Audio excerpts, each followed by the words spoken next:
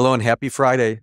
My name is Michael Leeserman here with the Trial Guide's tip of the day. It is October 25th, 2024, and our tip today comes from the video Simple Wins. Stop Trying to Prove the Wrong Things by Joe Fried. Here to read today's tip is Joe Fried.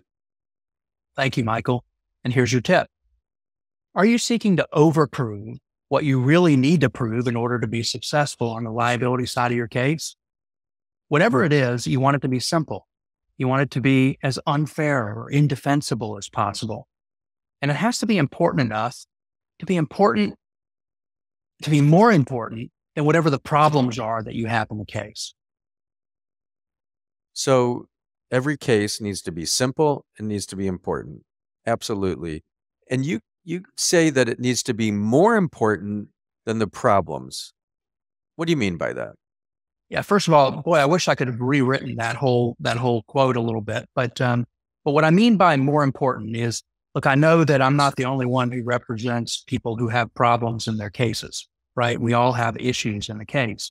And the narrative from the defense is going to be about those problems, right? So the question becomes, why should we win despite those problems?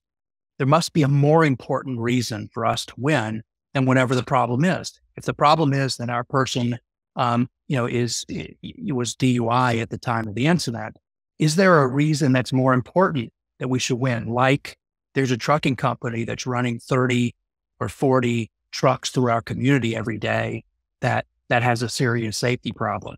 Which is more important? Which is going to drive a jury more?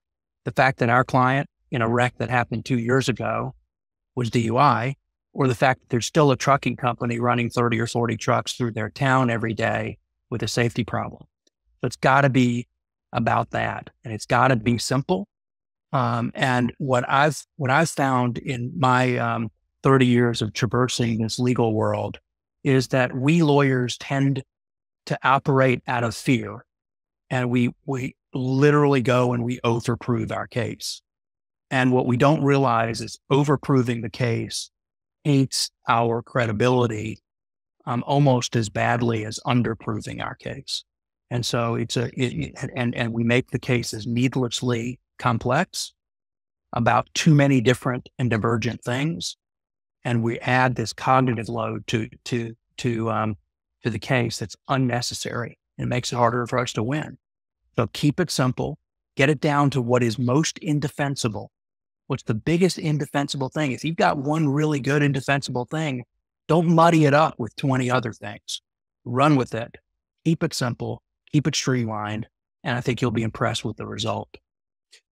This is great advice. I wonder, do you say it as simply as that in a closing? Maybe I know my client does DUI, and now more important than that, what about the 20 or 30 trucks running through the community? Do you say it that simply?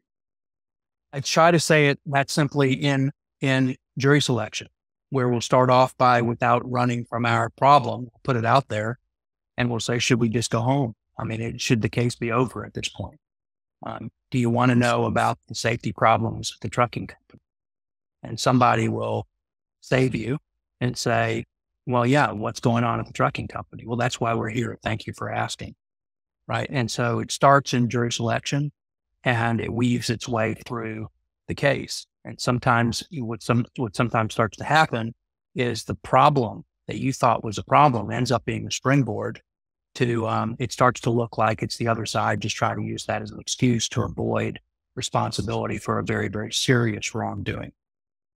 Not that DUI is not a serious wrongdoing, but this is one that affects the community continuously, and the jury has the power to cause a change too. And that's what I'm always looking for in cases. If I can make the case about something that all of the jurors can become motivated to act because it's in their own best interest to do so, their own community best interest to do so, then we're going to have a good result in the case. That's great. Thank you so much for being here and for sharing all your knowledge, experience, and wisdom. Thank you so much, Michael. Let's take a deep breath together and be grateful to be alive this Friday. May the work that we do today help to reduce the suffering in the world. in our own lives, in our clients' lives, in the lives of everyone we touch.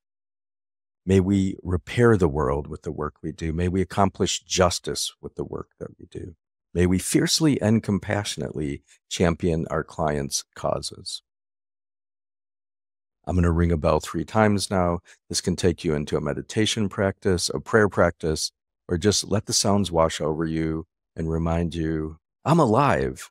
It's Friday. Go out, do good things, have a great day, have a great weekend, and have fun while you're doing it.